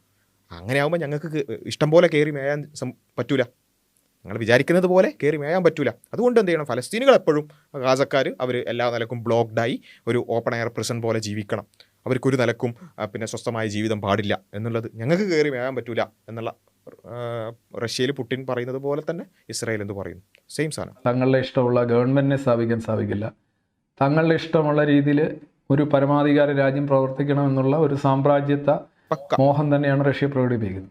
വേറെ ഒന്നുമില്ല, വേറെ എക്സ്പ്ലനേഷൻ പ്രത്യേകിച്ച് അതിനകത്തൊന്നും. വേറെ എന്താ പള്ളു ആലോചിച്ച് നോക്കുക. ഫലസ്തീനികളെ അവരെ നാട്ടിൽ നിന്നും ആട്ടി ഓടിച്ചിട്ട് എന്ത് ചെയ്തു, അവരെ നാട്ടിൽ അവർക്ക് അഭയാർത്ഥികളായി കഴിയേണ്ടി വരുന്നു. എന്നിട്ട് അവർക്ക് ഒരു സ്റ്റേറ്റ് സ്ഥാപിക്കാൻ എല്ലാ നിലക്കുമുള്ള പിന്നെ അക്കോർഡുകളും ഓസ്ലോ അക്കോർഡും അതുപോലെയുള്ള കരാറുകളൊക്കെ ഉണ്ടായിട്ടും ആ സ്റ്റേറ്റ്ഹുഡ് അവർ അംഗീകരിക്കുന്നില്ല. അതിന് എന്ത് ന്യായമുള്ളൂ? വേറൊരു ന്യായമില്ല. സാറ് പറഞ്ഞ മാതിരി പൂർണ്ണമായിട്ടും ഞങ്ങൾക്ക് കയറി മേയണം, ഞങ്ങൾക്ക് ഞങ്ങളുടെ ഭീകര പ്രവർത്തനം ചെയ്യണം എന്നുള്ളതിനപ്പുറത്ത് ഒരു ന്യായമില്ല. പക്ഷെ നമ്മൾ ഇവിടെ പലപ്പോഴും നമ്മൾ കാണുന്നത് ഈ ആക്രമിയോട് വല്ലാത്ത രീതിയിൽ ഐക്യപ്പെടുകയും ഒരു അനുരാഗം ആരാധന രീതിയിൽ നമ്മൾ പ്രത്യക്ഷമായി. കറക്റ്റാണ്, ആ വേർഡ് പോലും വളരെ കറക്റ്റാണ്. അക്രമിയോട് അനുരാഗം തോന്നുക, അക്രമിയോടൊരു ആരാധന തോന്നുക. ഇസ്രായേൽ ഇങ്ങനെ കുട്ടികളെ കൊല്ലുന്നതാണ്, അടിപൊളി, ഇന്ന് ഒരു 100 എണ്ണം ചത്തിട്ടുണ്ട്, ഇന്നൊരു 1000 എണ്ണം മരിച്ചിട്ടുണ്ട് എന്ന് പറയുന്ന ആ ഒരു ഉന്മാദം കിട്ടുന്ന കുറേ എണ്ണം ഉണ്ട്. ശരിയാണ്, വളരെ കറക്റ്റാണ്. നമ്മൾ പ്രത്യക്ഷമായും പരോക്ഷമായി എഴുതുകയും പറയുകയും ചെയ്യുന്നു എന്നുള്ളതാണ്. ഇത് ഒന്നാലോചിച്ച് കഴിഞ്ഞാൽ പണ്ടേ ഉള്ള ഒരു കാര്യമാണിത്, പണ്ടേ ഉണ്ട്. കാരണം ഒരു ആക്രമണത്തിൻ്റെ നൈതികതയോ ന്യായാന്യായങ്ങളോ നോക്കുക എന്നുള്ളത് പലപ്പോഴും മനുഷ്യനെ സംബന്ധിച്ചോളം ഇച്ചിരി ബുദ്ധിമുട്ടുള്ള കാര്യമാണ്. അവനെപ്പോഴും അതിൻ്റെ ബാഹ്യതലത്തിലുള്ള ഒരു ഫ്ലറിഷ് നോക്കിയാണ് കാര്യങ്ങൾ തീരുമാനിക്കുന്നത്. അതും വളരെ കറക്റ്റ് കേട്ടോ. കാരണം ഈ പറഞ്ഞ ഇങ്ങനെ നോക്കുമ്പോൾ ഇസ്രായേൽ ഭയങ്കര ശക്തിയോട് കൂടി എന്ത് ചെയ്യുന്നു, ഇവരൊക്കെ ഇങ്ങനെ വംശഹത്യ നടത്തുന്നു. അതിങ്ങനെ കാണുമ്പോൾ ആ അക്രമിയോടൊരു അനുരാഗം തോന്നുക, ആ ബാഹ്യമായ കുറച്ച് കാര്യങ്ങൾ കണ്ടിട്ട് അങ്ങനെ ജീവിച്ചു പോകുക എന്നുള്ളതാണ്. വളരെ കറക്റ്റാണ്. അതേപോലെ തന്നെ ഇനി ഇതിൽ വേറെ രസം എന്താണെന്ന് ചോദിച്ചാൽ, ഇങ്ങനെയൊക്കെ ചെയ്യുന്ന ഈ ക്രൂരതകളൊക്കെ ചെയ്യുന്ന ഈ വേട്ടക്കാർ അവരെന്ത് ചെയ്യും, ഇരവാദം കൂടി പറയും. വേട്ട ചെയ്യുക മാത്രമല്ല ഇരവാദം പറയുക കൂടി ചെയ്യുക. നമ്മൾ കേട്ടിട്ടില്ലേ, ഇസ്രായേൽ ഈ പറഞ്ഞ വംശഹത്യ 70,000 ആളുകളെ കൊന്നു തള്ളി. ഇപ്പോഴും പറയുന്നത് 10,000-ഓളം ആളുകൾ ആ റബിൾസിൻ്റെ ഇടയിൽ ഇങ്ങനെ കിടക്കുന്നുണ്ടാവുന്നതാണ്. ആ റബിൾസിൻ്റെ ഇടയിൽ 10,000-ഓളം ആളുകൾ അവിടെ കിടക്കുന്നുണ്ടാവുമെന്നാണ് പറയുന്നത്. അവരുടെ എണ്ണം പോലും കിട്ടിയിട്ടില്ല. അപ്പോൾ ഇപ്പോൾ തന്നെ അവിടെ നിന്ന് ഇങ്ങനെ കുറച്ചൊന്ന് ചെറിയൊരു വെടിനിർത്തലുമായി ബന്ധപ്പെട്ടൊക്കെ അവിടെ നിന്നൊക്കെ ഇങ്ങനെ ആളുകൾ പിന്നെ ഉമ്മമാരും അതുപോലെ തന്നെ ഉപ്പമാരൊക്കെ ഇങ്ങനെ പിന്നെ വീഡിയോൻ്റെ മുമ്പിൽ പറയുന്നത്, എനിക്ക് 5 മക്കളായിരുന്നു ഉണ്ടായിരുന്നത്, അതിൽ 2 മക്കൾ ഞങ്ങളുടെ കൂടെ ഉണ്ട്, ബാക്കി 3 മക്കൾ മരിച്ചോ ഇല്ലെന്ന് അറിയില്ല. ഈ മരിച്ചു എന്ന് ഉറപ്പിച്ച ആൾക്കാരാണ് 70,000 ആൾക്കാർ, ബാക്കി എത്ര ആൾക്കാരുണ്ടെന്ന് അറിയില്ല. അത്രത്തോളം ആണ് അവിടെയുള്ള ക്രൈസിസ് എന്ന് പറയുന്നത്. അങ്ങനെ വേട്ട ചെയ്ത് ഒരു ജനതയെ മുഴുവൻ നശിപ്പിച്ച് ആ പിന്നെ നാട്ടിലെ ഏകദേശം 95% കെട്ടിടങ്ങൾ നശിപ്പിച്ച്, അവിടെയുള്ള വീടുകൾ നശിപ്പിച്ച്, അതേപോലെ തന്നെ ആശുപത്രികൾ നശിപ്പിച്ച്, എല്ലാ സൗകര്യങ്ങളും ഇല്ലാതാക്കിയതിന് ശേഷം ഇങ്ങനെ വേട്ട നടത്തുന്ന ഇസ്രായേൽ എന്തു ചെയ്യും? കുറച്ച് ഇരവാദം പറയും, ഞങ്ങൾക്ക് പേടിയാണേ, ഞങ്ങളെ ഇവർ ആക്രമിക്കുന്നേ, ഇവരാണ് ഭീകരവാദികൾ എന്ന്. ഈ ഭീകരത മുഴുവൻ ചെയ്തിട്ട് ഫലസ്തീനികളാണ് ഭീകരവാദികൾ എന്ന് പറയുന്ന ഇരവാദം കേൾക്കാറുണ്ട്. അങ്ങനെയുള്ള വേട്ടക്കാരൻ്റെ ഇരവാദത്തെക്കുറിച്ച് എങ്ങനെയാണ് നമ്മൾ മനസ്സിലാക്കേണ്ടത്? ലോജിക്കലി പറയാം, ഒരു രാജ്യത്തിൻ്റെ പരമാധികാരത്തെ വേറൊരു രാജ്യം ചില തൊടുന്യായങ്ങൾ, യാതൊരു യുക്തിയുമില്ലാത്ത, യാതൊരു നൈതികതയുമില്ലാത്ത കുറേ തൊടുന്യായങ്ങൾ ഉന്നയിച്ചുകൊണ്ട് ഒരു വേട്ടക്കാരൻ്റെ ഇരവാദം, അതാണ് ഏറ്റവും ഭീതിതമായിട്ടുള്ള, ഏറ്റവും ഡേഞ്ചറസ് ആയിട്ടുള്ള ഇരവാദം എന്ന് പറഞ്ഞാൽ വേട്ട നടത്തുന്നതിൻ്റെ ഇരവാദമാണ്. എനിക്ക് പേടിയാകുന്നു എന്ന് വേട്ടക്കാരൻ പറയുമ്പോൾ അതിനുണ്ടാകുന്ന ഒരു എന്താ പറയുന്നത്, അത് തന്നെ ഒരു പേടിപ്പെടുത്തുന്ന ഒരു സംഗതിയാണ്. അതാണ് ഇവിടെ നടക്കുന്നത്. അപ്പം അതിനെതിരെ സംസാരിക്കാനോ ചിന്തിക്കാനോ കഴിയാത്തൊരവസ്ഥ ഇന്ത്യയിൽ പൊതുവിൽ ഞാൻ കാണുന്നുണ്ട്. പ്രത്യേകിച്ച് പലർക്കും പല കാരണങ്ങളാണ്. ചിലർക്ക് മതപരമായ കാരണങ്ങളാണ്, ചിലർക്ക് ദേശീയപരമായ കാരണങ്ങളാണ്, ചിലർക്ക് പ്രത്യയശാസ്ത്രപരമായ കാരണങ്ങളാണ്, ചിലർക്ക് വെറും ഈ അക്രമിയോടുള്ള അനുരാഗം മാത്രമാണ്. എത്ര കറക്റ്റായിട്ടാണ്, വളരെ പെർഫെക്റ്റ് വേർഡിങ്സ് എന്ന് വേണമെങ്കിൽ പറയാം. ചിലർക്ക് മതപരമായ കാരണങ്ങൾ, കാരണം ഞങ്ങൾ പിന്നെ വാഗ്ദത്ത ഭൂമിയാണ്, ഞങ്ങൾ വിശ്വസിക്കുന്നുണ്ട്, അല്ലെങ്കിൽ ഞങ്ങളുടെ അങ്ങനെയാണ് ഇങ്ങനെയാണെന്നൊക്കെ പറഞ്ഞുകൊണ്ട്, ഞങ്ങളുടെ വേദഗ്രന്ഥത്തിൽ അത് പറഞ്ഞിട്ടുണ്ട് എന്നൊക്കെ പറഞ്ഞുകൊണ്ട് ഈ അക്രമിയോട് അനുരാഗം കാണിക്കുന്നവർ. ദേശീയമായ കാരണങ്ങൾ അല്ലേ, അത് ഇന്ത്യയുമായി നയതന്ത്ര ബന്ധത്തിലൊക്കെ ഉണ്ടല്ലോ എന്നൊക്കെ പറഞ്ഞുകൊണ്ട്, കാരണം ഇന്ത്യ ഏറ്റവും ചരിത്രപരമായി തന്നെ ഇന്ത്യ ഫലസ്തീനെ അനുകൂലിച്ച ഒരു രാജ്യമാണ്. ഇപ്പം കുറച്ച് പിന്നെ വേറെ ചില കാരണങ്ങൾ കൊണ്ട് ഇസ്രായേലുമായി അടുത്തു എന്നുള്ളതിൻ്റെ പേരിൽ ഈ പറഞ്ഞ വംശഹത്യയെ ന്യായീകരിക്കുക. അങ്ങനെ മതപരമായ ദേശീയമായിട്ടുള്ളൊക്കെ കാരണങ്ങൾ കൊണ്ട്, അതുപോലെ തന്നെ ഏറ്റവും പ്രധാനമായിട്ടും ഒരു മതപരമായ വെറുപ്പ്, മുസ്ലിങ്ങൾ എന്ന് പറയുന്ന വിഭാഗത്തോടുള്ള വെറുപ്പ്, അവരിങ്ങനെ കൊല്ലപ്പെടുന്നത് കാണുമ്പോൾ, അവർ വംശഹത്യ ചെയ്യപ്പെടുന്നത് കാണുമ്പോൾ ഒരു ഉന്മാദം തോന്നുക. ആ ഒരു വീഡിയോകളൊക്കെ കണ്ടിട്ട് നമ്മളൊക്കെ ഇങ്ങനെ ഒരു പ്രയാസത്തോടു കൂടി കാണുമ്പോൾ അതിങ്ങനെ കണ്ടിട്ട് ബോംബ് വീഴട്ടെ, കുറേ എണ്ണം ചാവട്ടെ എന്നുള്ള ഒരു മെൻറ്റാലിറ്റിയോട് കൂടി കാണുക. അതിൻ്റെയൊക്കെ അപ്പുറത്ത് ഈ പറഞ്ഞതുപോലെ ഒരു വേട്ടക്കാരനോടുള്ള, അക്രമിയോടുള്ള ഒരു അനുരാഗം തോന്നുക എന്നുള്ളതാണ് ഇവിടെ സംഭവിക്കുന്നത്. അപ്പം ഈ പറഞ്ഞ കാര്യങ്ങളൊക്കെ ലോജിക്കൊക്കെ വളരെ കറക്റ്റാണ്. പക്ഷെ അത് മൂപ്പർക്ക് ഒരു സ്ഥലത്ത് മാത്രമേ അത് അപ്ലൈ ചെയ്യാൻ പറ്റുള്ളൂ എന്നുള്ളതാണ് ആകെയുള്ളൊരു വിഷയം. റഷ്യ ഉക്രൈൻ വിഷയത്തിൽ ഈ ലോജിക്കൊക്കെ ഓക്കെയാണ്. ഇതേ ലോജിക്ക് ഇസ്രായേൽ ഫലസ്തീൻ വിഷയത്തിലേക്ക് നമ്മൾ എന്ത് ചെയ്യാൻ പാടില്ല, അപ്ലൈ ചെയ്യാൻ പാടില്ല. ഈ റഷ്യ ഇടുന്നത് എന്താണ്, വള്ളി ട്രൗസറാണ്. ഇസ്രായേൽ ഇടുന്നത് ബർമുഡയാണ്. അതാണ് തമ്മിലുള്ള വ്യത്യാസം. ഇസ്രായേൽ ഇടുന്നത് ബർമുഡയാണ്, റഷ്യ ഇടുന്നത് വള്ളി ട്രൗസറാണ്, വള്ളി നിക്കറാണ് എന്നുള്ളതാണ് അതിൻ്റെ ഒരു പ്രശ്നം. ഓക്കെ, അപ്പോൾ അങ്ങനെ വേണം നമ്മൾ മനസ്സിലാക്കാൻ. ഓക്കെ, ഇനി നമ്മൾ ഇതേപോലെ തന്നെ നമ്മൾ അന്താരാഷ്ട്ര തലത്തിലാണല്ലോ കാര്യങ്ങളൊക്കെ കാണുന്നത്. അർമേനിയ, അസർബൈജാൻ, അവിടെയും അർമേനിയക്കാരെ പിന്നെ പീഡിപ്പിക്കുകയും അല്ലെങ്കിൽ അവരെ കൊല്ലുകയും അല്ലെങ്കിൽ അവരെ നാടുകടത്തുകയൊക്കെ ചെയ്യുന്ന അസർബൈജാൻ എന്ന് പറയുന്ന രാഷ്ട്രത്തെ നമുക്ക് കാണാൻ സാധിക്കും. അവിടേക്ക് നമ്മൾ പോകാൻ, നമ്മളെ ലോജിക്കും കൊണ്ട് മാനവികതയും കൊണ്ട് നമ്മളിനി അടുത്തതായി പോകാൻ പോകുന്നത് അർമേനിയയിലേക്കാണ്. അർമേനിയയിൽ ആളുകൾ മരണപ്പെടുന്നതിനെ കുറിച്ച് സാറിന് എന്താണ് പറയാൻ? 30,000 ആളുകളാണ് കൊല്ലപ്പെട്ടുള്ളത്. ഈ ഒരു കഴിഞ്ഞ ഒരു 1900 എൻ്റെ ഒരു ചരിത്രം നോക്കുകയാണെങ്കിൽ 1984 മുതൽ ഒരു ചരിത്രം നോക്കുകയാണെങ്കിൽ ഇത്രയും ചെറിയ ജനസംഖ്യയുള്ള രണ്ട് രാജ്യങ്ങൾ, ജനസംഖ്യ നോക്കുകയാണെന്നുണ്ടെങ്കിൽ അസർബൈജാൻ ഒരു 1 കോടി ജനങ്ങളുണ്ടാവും, അല്ലെങ്കിൽ ഇസ്രയേലിൻ്റെ ജനം അത്രയൊക്കെ ഉണ്ടാവും, ഒരു 10 മില്യൺ ജനങ്ങളുണ്ടാവും. അർമേനിയ ഒരു 3 മില്യനാണ് ഉണ്ടാവുക. വളരെ ചെറിയ രാജ്യമാണ്. വളരെ ചെറിയ രാജ്യമാണ്, ശരിയാണ്, വളരെ കറക്റ്റാണ്. ഈ ഇവിടെ സാറിന് ഭയങ്കര പ്രയാസം തോന്നാൻ കാരണം എന്താ വെച്ചാൽ 30,000 ആളുകൾ മരണപ്പെട്ടു ഇതുവരെ. മൊത്തത്തിൽ ചരിത്രപരമായി നോക്കുകയാണെന്നുണ്ടെങ്കിൽ ഈ കോൺഫ്ലിക്റ്റ്, അസർബൈജാൻ അർമേനിയ കോൺഫ്ലിക്റ്റ് തുടങ്ങിയിട്ട് 30,000 ആളുകൾ മരണപ്പെട്ടു എന്നാണ്. സാറിനത് കോംപ്രിഹെൻഡ് ചെയ്യാൻ പറ്റുന്നില്ല. കാരണം ഒരു മനുഷ്യൻ എങ്ങനെയാണ് 30,000 ആളുകൾ മരണപ്പെടുന്നത് ആലോചിക്കാൻ പറ്റുക, അല്ലേ? വളരെ കറക്റ്റാണ്. പക്ഷേ ആ ന്യായം നമുക്ക് ഫലസ്തീനിലേക്ക് കൊണ്ടുപോകാൻ പറ്റുമോ? ചരിത്രപരമായിട്ട് മൊത്തത്തിലൊന്നും നോക്കണ്ട, ആകെ ഈ ചെറിയ 2-3 വർഷം കൊണ്ട് മാത്രം 70,000 ആളുകളാണ് കൺഫേംഡ് ഡെത്ത് ഉള്ളത്. ബാക്കിയുള്ളവരെ നമ്മളിങ്ങനെ പിന്നെ ബോഡിയൊക്കെ പിന്നെ ആയി വരുമ്പോഴേക്കും 1,00,000 എത്തിയേക്കാം. മൊത്തം നോക്കുകയാണെന്നുണ്ടെങ്കിൽ മൊത്തം നക്കബയും അതുപോലെ ഇതുവരെയുള്ള ചരിത്രം എടുത്ത് നോക്കാൻ ലക്ഷക്കണക്കിന് ആളുകൾ മരണപ്പെട്ടതാണ്. 30,000 ആളുകൾ മരണപ്പെട്ടത് സാറിന് ഭയങ്കര പ്രയാസം ഉണ്ടെങ്കിലും ലക്ഷക്കണക്കിന് ആളുകൾ മരണപ്പെട്ടത് സാറിന് ഒരു വലിയൊരു പ്രയാസമല്ല. കാരണം അത് ലക്ഷക്കണക്കിനല്ലേ ഉള്ളൂ, ഇത് 30,000 ആണല്ലോ, അത് ലക്ഷക്കണക്കിനാണ്, അത്രേ ഉള്ളൂ. Okay, Armenia. അപ്പോൾ ഇത്രയും ചെറിയ രാജ്യങ്ങൾ ഇതൊക്കെ മാപ്പ് വലുതായി കാണിക്കുന്നതുകൊണ്ടാണ് നിങ്ങൾ കാണുന്നത്, അല്ലെന്നുണ്ടെങ്കിൽ കാണാൻ പോലും പറ്റില്ല. ഈ രാജ്യങ്ങൾക്കിടയിലുള്ള ഈ സംഘർഷമാണ് 30,000 പേരുടെ മരണത്തിൽ കലാശിച്ചത്. എത്ര കുട്ടികൾ, എത്ര സ്ത്രീകൾ, സിവിലിയൻസ്, സൈനികർ. സോ യുദ്ധം എല്ലായിടത്തും വിനാശമാണ് ഉണ്ടാക്കുന്നത്. അതുപോലെ തന്നെ ഡിസ്പ്ലേസ്മെൻറ്റ്, അതും ഭീകരമാണ്. ഇപ്പോൾ നമ്മൾ യുക്രൈനിലെ ഈ ഡിസ്പ്ലേസ്മെൻറ്റ് ഭയങ്കര ഭീകരമാണ്. കാരണം ഗാസയിലുള്ള ഏകദേശം എല്ലാവരും ഡിസ്പ്ലേസ്ഡാണ്. അവിടെ ജീവിക്കുന്ന മനുഷ്യരായിരിക്കുന്ന എല്ലാവരും ഡിസ്പ്ലേസ്ഡാണ്. അവരുടെ എല്ലാവരുടെയും വീടുകൾ തകർത്തിട്ടുണ്ട്.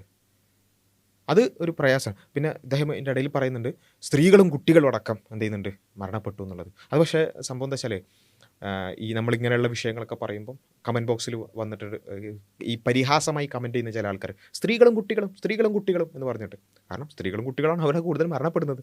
അപ്പം അത് വാർത്തയിലൊക്കെ വായിക്കുമ്പോൾ സ്ത്രീകളും കുട്ടികളാണ് കൂടുതൽ മരണപ്പെട്ടതെന്ന് പറയും. അപ്പോൾ സ്ത്രീകളും കുട്ടികളും മരണപ്പെട്ടല്ലേ എന്ന് പറഞ്ഞുകൊണ്ട് കളിയാക്കുന്ന കുറേ ആൾക്കാരുണ്ട്. അവർക്ക് കൂടിയുള്ള മറുപടിയാണ് മാനവികതയുടെ പക്ഷത്തു നിന്നും രവിചന്ദ്രൻ സാറ് പറഞ്ഞിട്ടുള്ളത്. ഇനി ഇതിലുള്ള വലിയൊരു പ്രയാസം എന്താ വെച്ചാൽ ഇങ്ങനെയുള്ള വിഷയങ്ങളൊക്കെ കാണുമ്പോൾ നമുക്ക് എല്ലാവർക്കും ഉള്ളൊരു പ്രശ്നം, ഇതിലൊന്നും ആർക്കും ഒന്നും ചെയ്യാൻ പറ്റുന്നില്ലല്ലോ എന്നുള്ളതാണ്, അല്ലേ? ഇങ്ങനെയുള്ള വംശഹത്യയൊക്കെ നടക്കുമ്പോൾ, ഫലസ്തീനിൽ വംശഹത്യ നടന്നുകൊണ്ടിരിക്കുമ്പോൾ ആർക്കൊന്നും ചെയ്യാൻ പറ്റുന്നില്ലല്ലോ, ലോകം നോക്കി നിൽക്കുകയാണല്ലോ എന്നുള്ളത് ഒരു പ്രയാസമായിട്ട് നമുക്ക് എല്ലാവർക്കും തോന്നാറില്ലേ? അതേ തോന്നൽ രവിചന്ദ്രൻ സാറിനും ഉണ്ട്, കേട്ടോളൂ, വളരെ കൃത്യമായിട്ട്. യൂറോപ്യൻ യൂണിയൻ ഉണ്ട്, ഇറാനുണ്ട്, തുർക്കിയുണ്ട്, എല്ലാവരും നോക്കി നിൽക്കുകയാണ്. ഈ ജനങ്ങളെല്ലാം ഓടിപ്പോകുന്നത്. ആർക്കും ഒന്നും ചെയ്യാൻ കഴിയുന്നില്ല, നിസ്സഹായമായ അവസ്ഥയിലാണ്. ഈ ഒരു യുദ്ധത്തിൻ്റെ ഒരു പരിണിതി എന്ന് പറയുന്നത് ഇത്ര വലിയ മാസീവായിട്ടുള്ള ഇവാക്യുവേഷനാണ്. ഭയങ്കര പ്രശ്നമാണത്. ലോകം മുഴുവൻ നോക്കി നിൽക്കേ, എല്ലാ നോമേറ്റീവ് ഇൻസ്റ്റിറ്റ്യൂഷൻസും ലോകരാജ്യങ്ങളും നോക്കി നിൽക്കുകയാണ് ഇത് സംഭവിക്കുന്നത്. അതിൽ ഏറ്റവും പ്രയാസമുള്ള ഒരു കാര്യം നേരത്തെ പറഞ്ഞതുപോലെ ഡിസ്പ്ലേസ്മെൻറ്റാണ്. ഡിസ്പ്ലേസ്മെൻറ്റ് എന്ന് പറഞ്ഞാൽ നാടും വീടും വിട്ട് ഓടിപ്പോകേണ്ടി വരിക എന്നുള്ളതാണ്. അത് കേട്ടോ, ഈ പലായനത്തിൻ്റെ ദൃശ്യങ്ങൾ അത് നോക്കുക. ഞാനിതൊരു നെൽ ഹുവ എന്ന് പറയുന്നൊരു പുള്ളിയുടെ ഒരു ട്വീറ്റാണ് ഇതിനകത്ത്. ആ ട്വീറ്റിനകത്ത് ഈ പടമാണ് പുള്ളി പറയുന്നത്. He was A part of this Exodus. ഈ ഒരു പുറത്തേക്ക് പോകുന്ന സംഘത്തിൻ്റെ ഒരു ഇതായത് അങ്ങനെ പുള്ളി മൊബൈലിലെടുത്ത പടങ്ങളാണ്. സ്റ്റെപ്നാക്കർട്ട് നൗ, അവൻ്റെ തലസ്ഥാനമാണ് ഈ റിപ്പബ്ലിക്കിൻ്റെ ആർട്സെക്ക് എന്ന് പറയുന്നത്. ആർട്സെക്ക് എന്ന് പറയുന്ന റിപ്പബ്ലിക്കാണ് ഈ നഗാർനോ കാരജോക്കിലെ അർമേനിയൻ വംശജരുടെ റിപ്പബ്ലിക് എന്ന് പറയുന്നത്. There is almost 100 kilometers line of cars from Nagorno-Karabakh to Armenia as the entire population flees. 120,000. Okay. People are leaving their home. 1,20,000 ആളുകൾ അവിടെയാണ്, അത്രയാണ് ഉള്ളത്. അതിൽ ഏതാണ്ട് മഹാഭൂരിപക്ഷം ആളുകളും ഇങ്ങനെ പോവുകയാണ്. 100 കിലോമീറ്റർ നീളത്തിലുള്ള കാറിൻ്റെ നിര എന്നാണ് പറയുന്നത്. അതെന്ന് പറഞ്ഞാൽ 100 കിലോമീറ്റർ എന്ന് പറഞ്ഞാൽ എത്രയും വരും.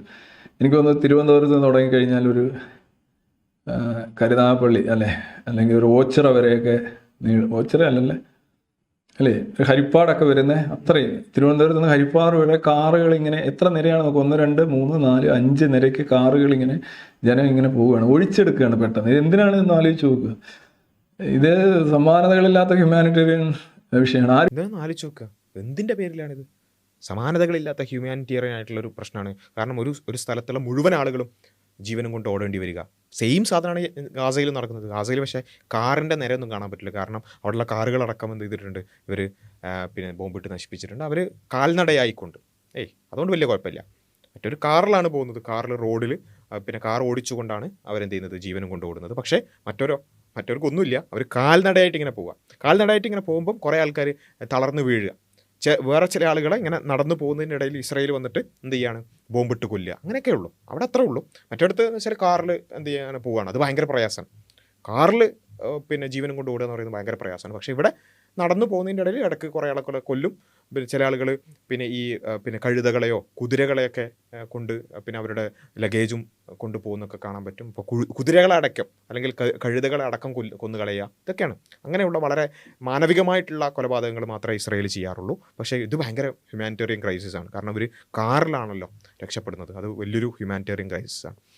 ഇങ്ങനെ അർമേനിയയിൽ നടക്കുന്നത് എന്താണ് എന്നുള്ളത് അദ്ദേഹം പറഞ്ഞുതരും. വിട്ടു കഴിഞ്ഞു എന്നാണ് പറയുന്നത്. ബാക്കി കുറച്ച് പേരുണ്ട്, അവരുടെ ഗതി എന്താവുമെന്ന് അറിയില്ല. എന്തായാലും അവരവിടുന്ന് പോകണമെങ്കിൽ സ്വാഭാവികമായിട്ട് അവൻ്റെ പ്രാണനിൽ ഭയം ഉള്ളത് കൊണ്ടാണ് ജനോസൈഡ്, ശരിക്കും ഈ എത്തനിക് ക്ലെൻസിങ് എന്ന് പറയുന്നൊരു സംഗതി ഭയന്നുകൊണ്ടാണ് അർമേനിയക്കാർ പലായനം ചെയ്തത്. സെപ്റ്റംബർ 20 മുതൽ 25 വരെയുള്ള ഒരു ഇത് നോക്കുകയാണെന്നുണ്ടെങ്കിൽ വോളണ്ടറി ആയിട്ട് അവരവിടുന്ന് പോവുകയാണ്. അപ്പം അവിടെ നിന്നുള്ള ആളുകളൊക്കെ പോകുന്നു എന്നുള്ളത് എന്തിനുള്ള തെളിവാണ്? എത്നിക് ക്ലെൻസിങ്ങിനുള്ള, ജനോസൈഡിനുള്ള തെളിവാണ് എന്നുള്ളതാണ് പറയുന്നത്. അപ്പോൾ ഇവിടെ ഈ വ്യക്തി ഭയങ്കര മാനവികമായിട്ടാണ് ഇപ്പോൾ സംസാരിക്കുന്നത്. കാരണം എന്താ, അദ്ദേഹത്തിന് വേറെ സംശയമൊന്നുമില്ല. കാരണം അസർബൈജാൻ ചെയ്യുന്നത് വലിയ ക്രൂരതയാണ്, അർമേനിയക്കാരെ ഓടിക്കുകയാണ്. അപ്പോൾ അവർ ജീവനും കൊണ്ട് ഓടുന്നു എന്നുള്ളത് തന്നെ എന്തിനുള്ള തെളിവാണ്? എത്നിക് ക്ലെൻസിങ്ങിലുള്ള, ജനോസൈഡിനുള്ള, വംശഹത്യക്കുള്ള തെളിവാണ്. പക്ഷേ ഫലസ്തീൻ്റെ വിഷയത്തിൽ അങ്ങനെയാണോ? അങ്ങനെയല്ല. ഫലസ്തീൻ്റെ വിഷയത്തിൽ നമുക്ക് ജനോസൈഡ് ആണെന്ന് തെളിയണമെന്നുണ്ടെങ്കിൽ അതെന്ത് ചെയ്യണം? ആദ്യം പറഞ്ഞു അത് ജനോസൈഡാണ് എന്ന് UN പറയണം. ഇപ്പോൾ UN പറഞ്ഞു. അതേപോലെ തന്നെ ആംനസ്റ്റി പറഞ്ഞു. അതേപോലെ തന്നെ ഇൻ്റർനാഷണൽ കോർട്ടുകളും പറഞ്ഞു. എല്ലാവരും പറഞ്ഞു. ഇപ്പോൾ പറയുന്നത് വെച്ചാൽ അവരൊക്കെ ഹമാസാണ്. UN ഹമാസാണ്, ഇൻ്റർനാഷണൽ കോർട്ടുകൾ ഹമാസാണ്, ആംനസ്റ്റി പണ്ടേ ഹമാസാണ്, എല്ലാവരും ഹമാസാണ്. ഇപ്പോൾ എന്താ വെച്ചാൽ ഈ ജനോസൈഡ് ചെയ്യുന്നു എന്ന ഇൻറ്റൻഷൻ ഉണ്ടെന്ന് തെളിയിക്കണം. ഈ 70,000 ആൾക്കാരെ കൊന്നത് പോരാ, ലക്ഷക്കണക്കിന് ആളുകളെ പിന്നെ കൊല്ലാക്കൊല ചെയ്തത് പോരാ, എന്നിട്ട് എന്ത് ചെയ്യണം? ഇൻറ്റൻഷൻ ഉണ്ടെന്ന് തെളിയിക്കണോ അല്ലേ? അപ്പോൾ ഇൻറ്റൻഷൻ ഉണ്ടെന്ന് എങ്ങനെ തെളിയിക്കുക? ഒന്നുകിൽ പിന്നെ ഈ നെതന്യാഹുവിൻ്റെ പിന്നെ മനസ്സിങ്ങനെ സ്കാൻ ചെയ്തിട്ട് എനിക്കിതാ ജനോസൈഡ് ചെയ്യാൻ താല്പര്യമുള്ളതായി ഞാനിതാ പ്രഖ്യാപിക്കുന്നു എന്നുള്ള ഇൻറ്റൻഷൻ തെളിയിക്കണം. എന്നാൽ മാത്രമേ നമ്മളത് വിശ്വസിക്കുള്ളൂ. ഓക്കെ, എന്നാൽ മാത്രമേ അത് വിശ്വസിക്കുള്ളൂ. ജനോസൈഡിനുള്ള ഇൻറ്റൻഷൻ ഉണ്ടെന്ന് തെളിയിക്കണം. മാത്രം അത് വളരെ കൃത്യമായിട്ട് നെതന്യാഹു തന്നെ പറഞ്ഞ കാര്യമാണ്. ബൈബിളിലുള്ള അമേലേക്കരെ ചെയ്തതുപോലെ സ്ത്രീകളെയും കുട്ടികളെയും വളർത്തുമൃഗങ്ങളെ അടക്കം ജീവനുള്ള എല്ലാത്തിനെയും നശിപ്പിക്കുക എന്ന് പ്രഖ്യാപിച്ചുകൊണ്ടാണ് എന്ത് ചെയ്തിട്ടുള്ളത്. പ്രഖ്യാപനമടക്കമുണ്ട്, പക്ഷെ അതൊന്നും എടുക്കൂല. കാരണം ഇങ്ങനെ വംശഹത്യയെ അതിനുവേണ്ടി വാദിക്കുക എന്നുള്ളത് മാത്രമാണല്ലോ അജണ്ട. അതുകൊണ്ട് അതൊന്നും എടുക്കൂല. അപ്പം അർമേനിയയിൽ നടക്കുന്നത് ജനോസൈഡ് ആണ് എന്നുള്ളതിൽ യാതൊരു സംശയമില്ല. കാരണം എന്താ, അവിടെ ആളുകൾ ജീവനും കൊണ്ട് ഓടുന്നു. പക്ഷേ ഫലസ്തീനികൾ ഇന്ന് ലോകത്തിൻ്റെ വിവിധ ഭാഗങ്ങളിലും അതേപോലെ തന്നെ അവരുടെ സ്വന്തം നാട്ടിലും അഭയാർത്ഥികളായി നിൽക്കുകയാണ്. അവർ ജീവനും കൊണ്ട് ഓടുകയാണ്. South to north to south ഇങ്ങനെ അങ്ങോട്ടും ഇങ്ങോട്ടും ഓടിക്കൊണ്ടിരിക്കുകയാണ് ഗാസയിലുള്ള ആളുകൾ. കാരണം പുറത്തേക്ക് പോകാനുള്ള വഴിയുമില്ല, അതും ഇസ്രായേൽ അടച്ചു കളഞ്ഞു. എന്നിട്ട് ഇങ്ങനെ അതിൻ്റെ ഉള്ളിൽ ഇട്ടുകൊണ്ട് ബോംബിട്ട് കൊന്നുകൊണ്ടിരിക്കുകയാണ്. എന്നാലും എന്ത് വേണം, ജനോസൈഡ് ആണെന്നുള്ളതിന് ഇതിനൊന്നും തെളിവല്ല, അതിന് വേറെ തന്നെ തെളിവാണ്, അത് പ്രത്യേകതരം തെളിവാണ്. അത് UN പറഞ്ഞാൽ പറ്റൂല, ആംനസ്റ്റി പറഞ്ഞാൽ പറ്റൂല, ഇൻ്റർനാഷണൽ ക്രിമിനൽ കോർട്ടോ അല്ലെങ്കിൽ കോർട്ട് ഓഫ് ജസ്റ്റിസോ പറഞ്ഞാൽ ഒന്നും പറ്റൂല. അത് എന്ത് വേണം, വേറെ തന്നെ തെളിവ് വേണം, ഇൻറ്റൻഷൻ വേണം എന്നുള്ളതൊക്കെയാണ്. അപ്പോൾ ഞാനിത് പറയുന്നത് ഇതുപോലെ ഒരുപാടുണ്ട്. ഇങ്ങനെയുള്ള ഏത് ഇൻ്റർനാഷണൽ കോൺഫ്ലിക്റ്റുകൾ എടുത്താൽ, ബാക്കി വിഷയങ്ങളൊക്കെ എടുത്താൽ അവിടെ മാനവികനാവാനും, എന്നാൽ ഇസ്രായേൽ ഫലസ്തീൻ വിഷയത്തിൽ എത്തിയാൽ അവിടെ വേട്ടക്കാരൻ്റെ കൂടെ നിന്നുകൊണ്ട് അതിനുവേണ്ടി സംസാരിക്കാനാണ് ഇത്തരത്തിലുള്ള ആളുകൾ, ഇത് ഒരു വ്യക്തി മാത്രമല്ല, ഇങ്ങനെയുള്ള ജനോസൈഡ് അപ്പോളജിസ്റ്റുകളായിട്ടുള്ള ആളുകളെ നമുക്ക് കാണാൻ പറ്റുന്നത്. ഇങ്ങനെയൊക്കെ ഇത്രയും നേരം നിങ്ങൾ പറഞ്ഞത് എന്താണ്, ഒരു മാനവികതയാണല്ലോ നിങ്ങൾ കേട്ടത്. കേൾക്കുമ്പോൾ നമുക്ക് തന്നെ ഒരു സുഖമുണ്ട് അല്ലേ. മനുഷ്യർക്ക് വേണ്ടി സംസാരിക്കുക, മരണപ്പെട്ടവർക്ക് വേണ്ടി സംസാരിക്കുക, സ്ത്രീകൾക്കും കുട്ടികൾക്കും വേണ്ടി സംസാരിക്കുക, മെറ്റേണിറ്റി ഹോസ്പിറ്റൽ തകർക്കുന്നതിനെതിരായി സംസാരിക്കുക, ഇതൊക്കെ കേൾക്കുമ്പോൾ നമുക്കൊരു സമാധാനമുണ്ട് അല്ലേ. പക്ഷേ ഇതേ ആൾ ഇനി ഇസ്രായേൽ ഫലസ്തീൻ വിഷയത്തിലേക്ക് എത്തിയാൽ എന്തായിരിക്കും സംഭവിക്കുക? ഇത്രയും നേരം പിന്നെ സ്ത്രീകളെയും കുട്ടികളൊക്കെ കൊല്ലുന്നതിനെതിരെ പറഞ്ഞ ആൾ, അങ്ങനെ അതുപോലെ തന്നെ വാർ ക്രൈമുകൾക്കെതിരായിട്ട് സംസാരിച്ച ആൾ, ഇത്തരത്തിലുള്ള ക്രൂരതകൾക്കെതിരായി സംസാരിച്ച ഒരാൾ ഇനി ഗാസയിലേക്ക് എത്തിയാൽ അയാൾ പെട്ടെന്ന് അങ്ങോട്ട് നിറം മാറും. കണ്ടു. പിന്നെ യുദ്ധക്കുറ്റങ്ങൾ, എവിടെ യുദ്ധമുണ്ടോ അവിടെ എല്ലാം യുദ്ധക്കുറ്റങ്ങളുണ്ട്. അത്രേ ഉള്ളൂ.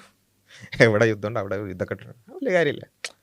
ഞങ്ങൾക്ക് കുറച്ച് ആൾക്കാർ ഇങ്ങനെ പിന്നെ 70,000 ആൾക്കാർ മരിച്ചു, 2 ലക്ഷം ആൾക്കാർ ഇങ്ങനെ പിന്നെ പരിക്ക് പറ്റി അവിടെ ഇങ്ങനെ ജീവൻ മരണ പോരാട്ടം നടത്തിക്കൊണ്ടിരിക്കുന്നു, അല്ലെങ്കിൽ ഇനിയും കുറേ ആൾക്കാരെ കൊല്ലും, ആണ് നാളെ പിന്നെ ഇനിയും കൊല്ലാൻ തുടങ്ങും. അത് സിമ്പിൾ കാര്യം. കാരണം എന്താ, യുദ്ധമുണ്ടോ യുദ്ധക്കുറ്റം ഉണ്ടാകും, അതൊക്കെ സ്വാഭാവികം. യുദ്ധക്കുറ്റങ്ങളില്ലാത്ത യുദ്ധങ്ങളില്ല, അങ്ങനെ ചിന്തിക്കുക വേണ്ട. ഏത് യുദ്ധം എടുത്തു നോക്കുക, ദർ കുഡ് ബി വയലേഷൻസ്.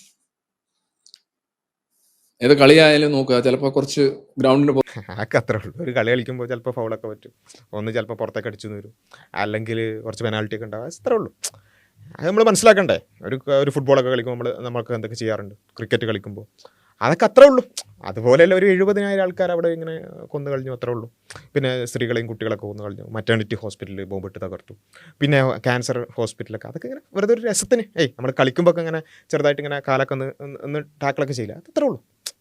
യുദ്ധമുണ്ടോ യുദ്ധക്കുറ്റം ഉണ്ടാവും, സ്വാഭാവികമായ കാര്യം, വളരെ സ്വാഭാവികം. എന്താണ് വിഷയം? അത് ഇടയ്ക്ക് സംഭവിക്കും. Occasionally crimes, war crimes happen in war.